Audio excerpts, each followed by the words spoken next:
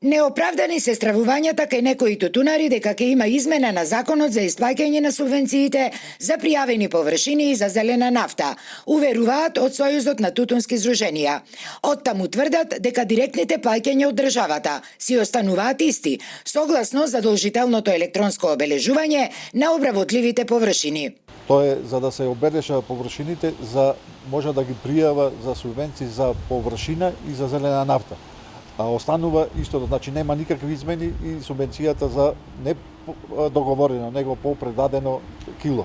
Така да тутунарите да не се сакира, ќе му биде во целост исплатено.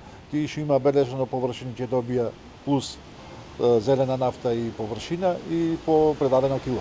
Од Сојузот исто така уверуваат дека за ланската реколта субвенциите по оваа основа ќе бидат исплатени до почетокот на мај, што е во согласност со законските рокови.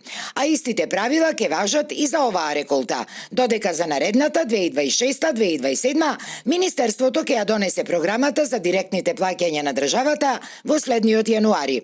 Напоредно со се ова, течат и продолжените рокови за потпишување на договорите. Министерството го проложи роков за пријавување, односно за правење договори до 9 април, преди тоа што од почетокот на март месец има проблем со внесување, односно со компјутерите, така да тоа се искомпензира и го продолжија тој рок за пријавување. Инаку, што се однесува до новите откупни цени, од Сојузот велат дека засега нема некоја промена, но тие остануваат на ставот да притискаат за со анекси на договорите предложените цени сепак да се зголемат, особено со кризата на Блискиот Исток, бидејќи се очекува дека и цените на репроматеријалите ќе бидат повисоки.